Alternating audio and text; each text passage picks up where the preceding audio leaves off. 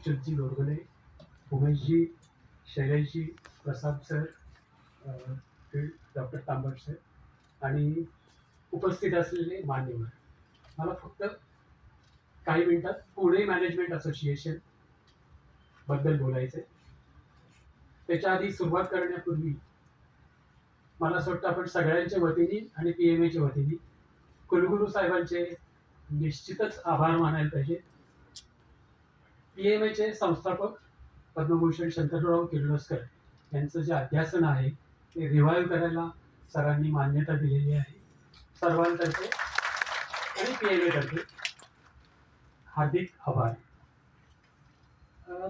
PMA बद्दल थोडक्यात सांगायचं जर झालं तर 1965 साली, म्हणजे आपल्यापैकी बरेचसे जण जन्मलेही नव्हते त्या काळी, पुण्यातले एक 27 अग्रगण्य उद्योगपती पद्मभूषण शंकरराव किर्लोस्करांच्या नेतृत्वाखाली, मग चंद्रकांतजी किर्लोस्कर होते, CV जोग बँक ऑफ महाराष्ट्राचे त्यावेळेचे संस्थापक,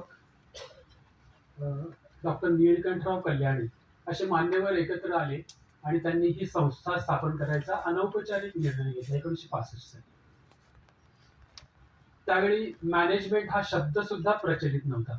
साधारणतः ऍडमिन, व्यवस्थापन अशा अर्थाने हा शब्द वापरायचे. इनफॅक्ट आमचे काही सुरुवातीचे मिनिट्स वगैरे बघितले तर तिथं व्यवस्थापन हा वेगळ्या अर्थानेच वापरलेला शब्द होता. अशा वेळी शंकररावांनी अर्थातच उद्देश होता, त्यावेळेचाही थीम होतं, आजही आम्ही ते फॉलो करतोय, joy of giving back to the society. मी आता सांगितलं 27 जण जे होते ते इतके स्वतः पूर्णपणाने या इंडस्ट्रीमध्ये झोकून देऊन काहीतरी मिळवलेले होते. त्यांनी लोकांसाठी, यंगस्टरसाठी काहीतरी करावं या उद्देशाने ही संस्था स्थापन केली आणि सुदैवाने आमच्या नशिबाने आम्ही ह्या सगळ्यांनी लिगसी फॉलो करतोय. 1965 साली इन्फॉर्मली आता सांगितलं त्याप्रमाणे सुरुवात झाली. 1977 साली फॉर्मली आम्ही ट्रस्ट स्थापन केला आणि हे वर्ष हे आपण गोल्डन ज्युबिली इयर म्हणून साजरं करत आहोत. आणि आपण त्या निमित्ताने 12 मोठे प्रोग्राम की जे वेगवेगळ्या फील्डमध्ये, कारण पुणे मॅनेजमेंट असोसिएशन ही 100% पूर्णपणे व्हॉलेंटरी ऑर्गनायझेशन. आमच्या इथे असं एम्प्लॉई वगैरे कोणी नाही. आम्ही फक्त व्हॉलेंटियर्स जे आपापल्या इंडस्ट्रीमध्ये, आपापल्या व्यवसायामध्ये, आपापल्या कार्यक्षेत्रामध्ये काही ना काहीतरी करत असतो, ते इथं PMA साठी व्हॉलेंटरी काम करत असतो. असे 12 कार्यक्रम आम्ही करायचं ठरवलेलं आहे आणि त्यातले 3 कार्यक्रम झालेले आहेत. वेगवेगळ्या क्षेत्रामध्ये आम्ही काम करताना 11 वेगवेगळी व्हर्टिकल्स, आम्ही त्याला सेंटर ऑफ एक्सलन्स म्हणतो. जसं प्रसादजींनी उल्लेख केला COE मीडिया, तसे 11 सेंटर ऑफ एक्सलन्सेस आहेत. मग अशी अच्युतजींशी बोलताना एक विषय निघाला होता IOIT.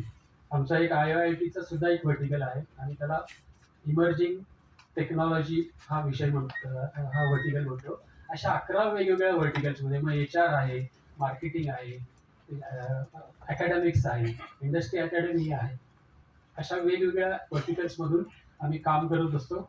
आणि सगळ्यात महत्त्वाचं जे मला असं वाटतं हायलाईट करायला पाहिजे, आमच्याकडे साधारणतः 125च्या आसपास व्हॉलेंटियर्स हे या व्हर्टिकल्सला पुढे काम करत असतात आणि व्हर्टिकल्सची कार्यक्रम राबवत असतात. आता व्हॉलेंटियर हा शब्द म्हटल्यावर कदाचित तुम्हाला जरा वेगळं इम्प्रेशन आहे. हे सगळे 100-125 व्हॉलेंटियर्स हे आपापल्या क्षेत्रात तज्ज्ञ आहेत असं नाही, तर आपापल्या कंपन्यांमध्ये, आपापल्या आस्थापनांमध्ये कोणी व्हाईस प्रेसिडेंट आहे, कोणी डायरेक्टर आहे, कोणी त्यांचा बिझनेस ओनर आहे.